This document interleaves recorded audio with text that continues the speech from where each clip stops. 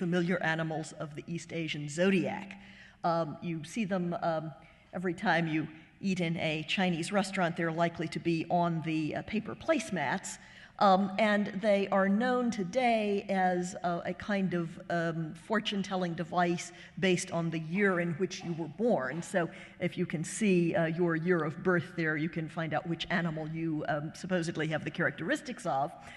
However, in pre-modern Japan, they had many uses. They designated the 12 hours of the day. The day was divided into 12 hours rather than 24, named for the animals. They could also indicate directions.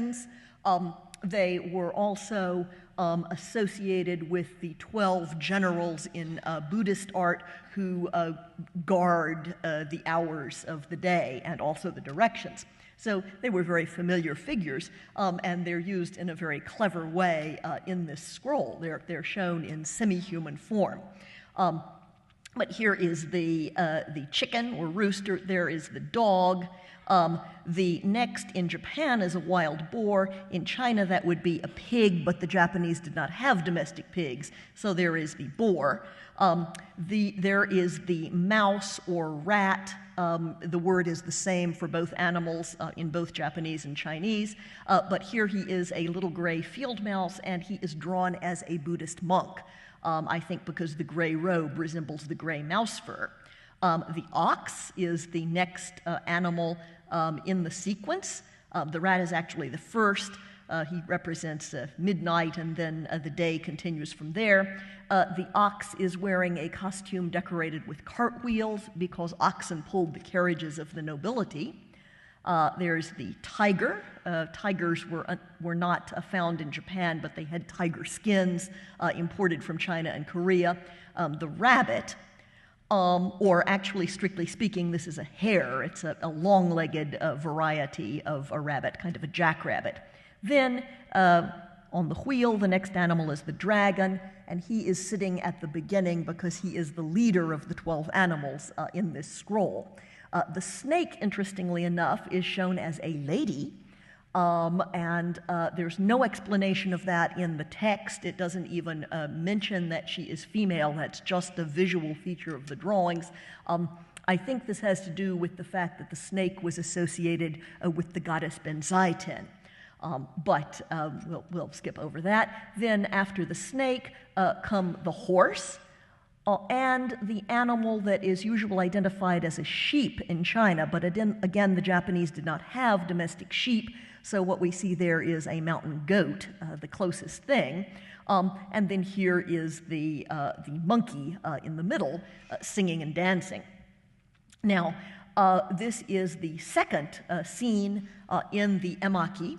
And what I'm showing you here is not actually the same one that is on display upstairs, the 17th century work from the New York Public Library, but this is an older version in Japan. It is one of a large number. This seems to be the original one. It's from the 15th century and is kept in the Kyoto National Museum, although it actually belongs to an anonymous private collector. This issue of ownership means that it's a little difficult to get good photographs, so you won't be seeing, I'm afraid, the same quality as in John's talk. But the story opens, it's in 3 scrolls. The story opens when the 12 animals decide to have a poetry contest.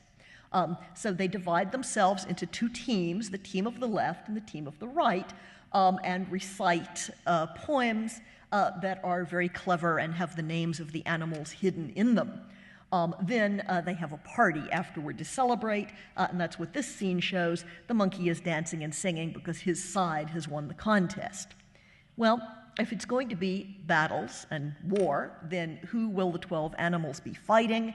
The rebel animals are led by the tanuki. And there he is. There is the tanuki. Oops, sorry. I didn't mean to do that. He is looking up at the deer. What happens is that the poetry party of the 12 animals is crashed by 2 animals who are not members of the group, and that is the deer and his friend, the tanuki. What is a tanuki? It is sometimes translated badger. and that is the translation that Masako has used in the text upstairs. It's also sometimes called raccoon dog or Japanese raccoon. The reason for the difficulty in translating is that this is an Asian animal that did not traditionally exist in any English-speaking place. So I tend to get around the problem of what to call him by calling him a tanuki, just keeping the Japanese word. Some of you may have seen this wonderful animated film from 1994, in which a group of tanuki try to prevent their mountain being turned into a housing development by playing all kinds of tricks on the human beings. Tanuki are one of the animals in Japan that can magically transform into human shape. They also have the reputation of being very round and fat. You can see how they're drawn here in this semi-human form, and there is the little cartoon of a tanuki. They, in fact, are known for playing music by drumming on their big, round, fat bellies. So that is something that tanuki do. This is a rather slim young tanuki here on the left, but they hibernate, and they tank up before they hibernate, so they've got lots of fat to live on while they're sleeping off the winter. So that is what our animal is. They are trickster animals in Japanese folklore, and there are many clever references in the emaki to things going on. So there's the party. There are the two interlopers. This is the problem with calling the tanuki a badger is that there's also a badger in the story, and it's a different animal. So that's just to prove that they're different species.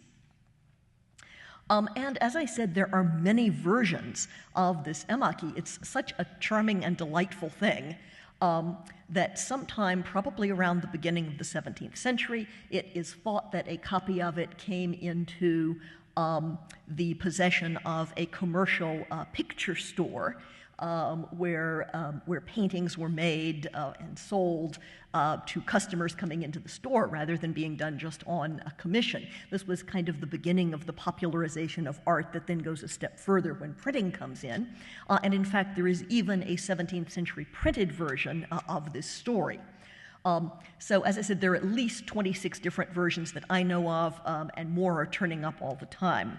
I'm sure there are more of them. The one I'll be talking about is the so-called Domoto version of the one kept at the Kyoto National Museum. Just to show you how closely the other versions copy it, this is an Edo period 17th century version in the Osaka Municipal Museum, and then there is the printed book, a little different, but still basically the same idea. Now, to continue our story,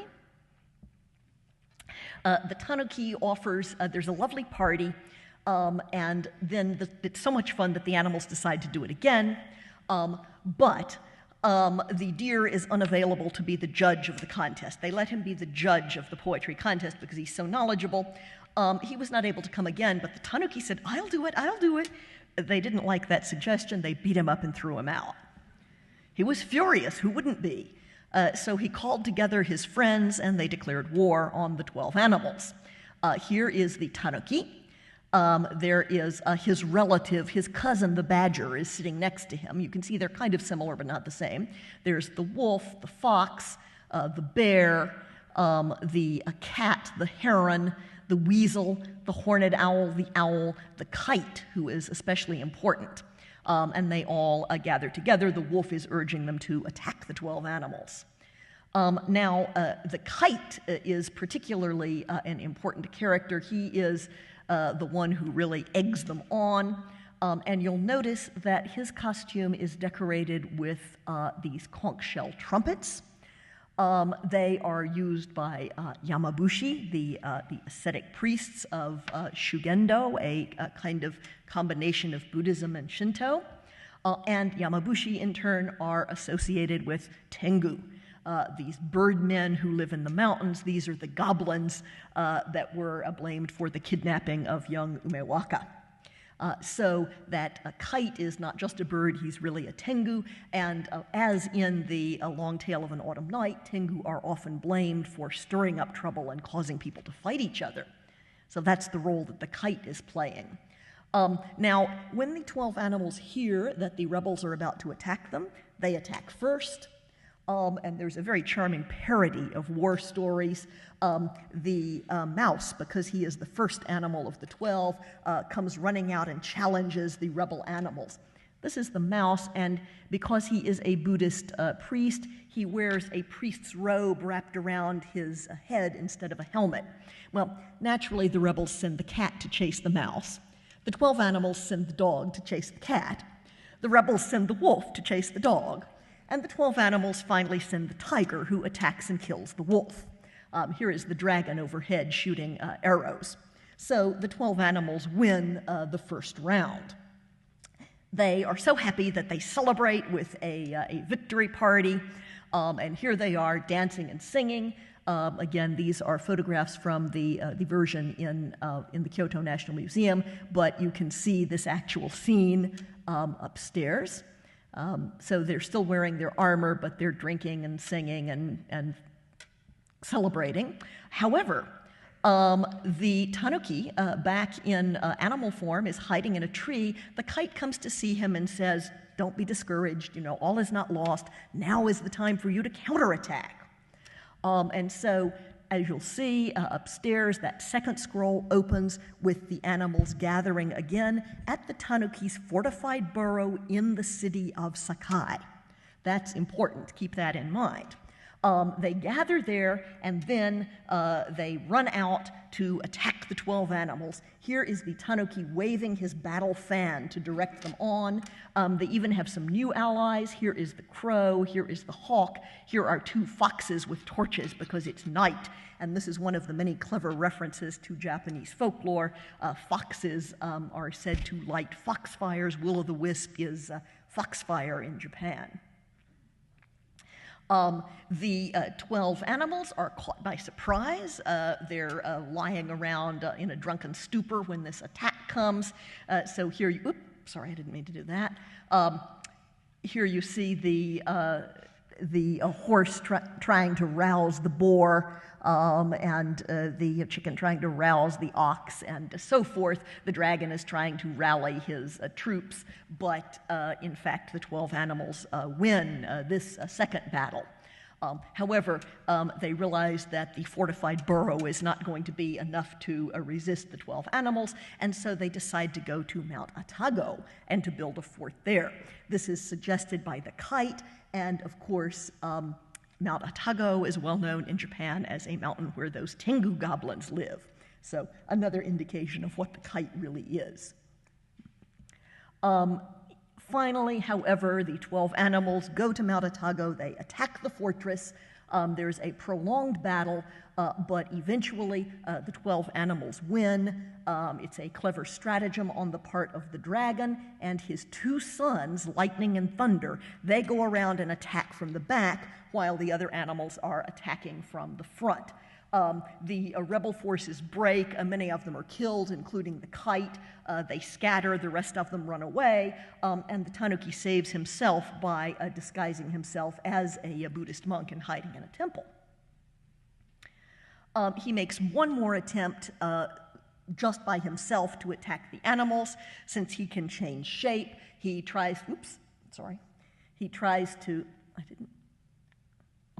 turn himself into a demon. And here he is looking at his reflection in a pool. His back half is still a furry tanuki, but he's got a demon face. However, when a stray dog on the road barks at him, he runs away in terror. And obviously this isn't going to work either. So he gives up. He realizes this is also an enlightenment story. In this case, what he gives up is not carnal desire, but the love of warfare and desire for revenge. So he takes leave of his family. There he is, tearfully parting from them. His wife is prostrate with grief, and his little cubs are pulling in vain at his sleeves.